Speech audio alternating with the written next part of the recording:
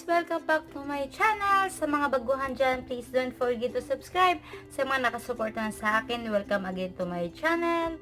Ngayon, mag-review ako or mini review or first impression lang ng 3-in-1 Katidal Milky Splash Essence.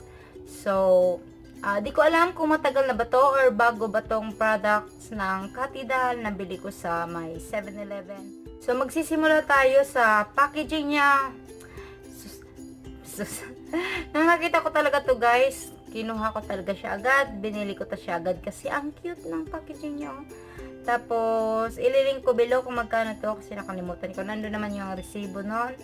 Tapos, by Gabi Made in Korea, 24 month.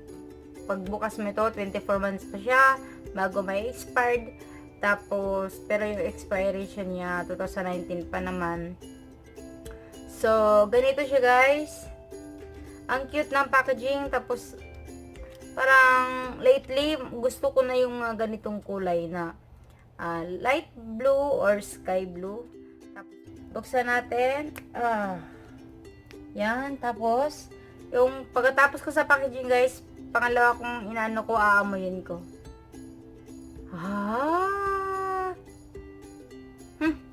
Kain ko. Naano ko sa bibig ko. Patay ako nito. Oh my God, guys! Siguro sa mga nabuksan ko mga product, ito yung pinaka mabango. Yung amoy niya, guys, amoy Pantene na shampoo. Yeah. Pantene na shampoo or conditioner, yung kulay white and blue. Ililink ko yung kanon niya ha. Kasi amoy niya ng Pantene. Nakalimutan ka nung. Hindi masakit sa ilong.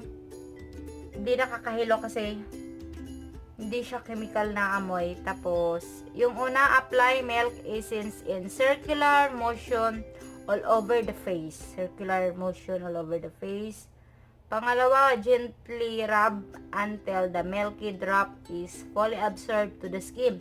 So, hindi siya i-wash off. Kailangan lang antayin lang na ma-absorb sa skin or matuyo na.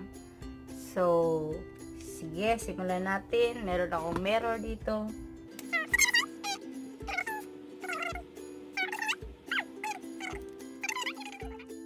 Mukha ko bago ko nilagyan. So, mamaya tingnan natin.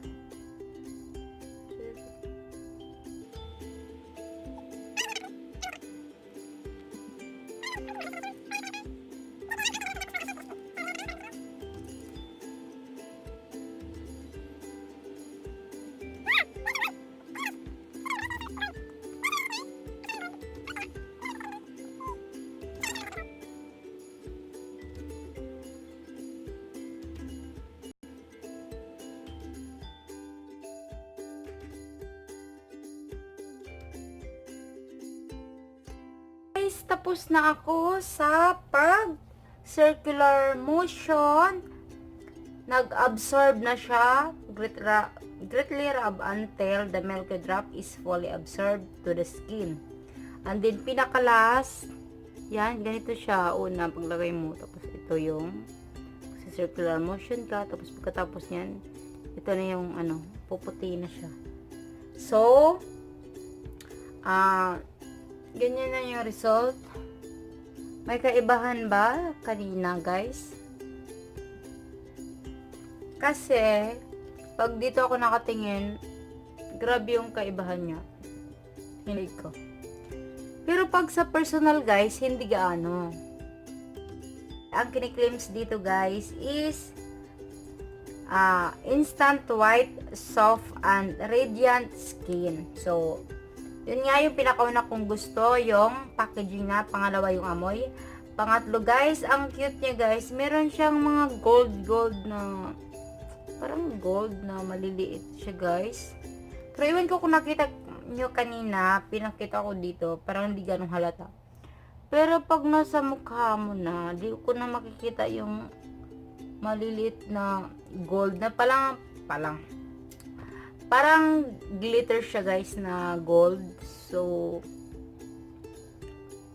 masasabi ko, hindi naman siya gaanong puti guys. Nag-ano lang siya. Parang nag-lightens lang siya. Tapos, nag-lightens or brightens and then radiant skin. Is parang ganun na. Pero hindi naman flawless guys. 3-in-1 na to. Ang ganda niya. So, wala talagang ibang nakalagay dito guys. Yung instant white, soft, and radiant skin lang talaga. So, para sa akin, may kunting coverage siya. Tapos, paglagay mo sa skin, ang ano niya, ang bilis naman niyang i-blend kasi ano naman siya, liquid naman siya. Tapos, parang may moisturizer siyang effect na ganap. Tapos, kunting-kunting sticky lang. Yan, konting sticky lang. Tapos, yun. Soft siya. Tapos, radiant. Siguro radiant kasi kanina may mga nakikita akong maliliit na gold na glitters. Kaya siguro nagre-radiant. So, yun siya guys. Ano lang siya. Ang ganda. Ang ganda yung effect niya. So, yan yung mini review ko or first impression guys. Kasi first time ko pa naman to nagamit. So, magpo-full review ko pag nauubos ko na to. Ano lang din naman to, yung 5 grams lang din naman to. So, sulit na sa price niya. Ililink ko below. Tapos, comment nyo down below guys kung bago ba to or dati pa. Kasi, first time ko kasi nakita dun sa 7-Eleven. So, that's all guys. Thank you for watching. See you again to my next video. Bye!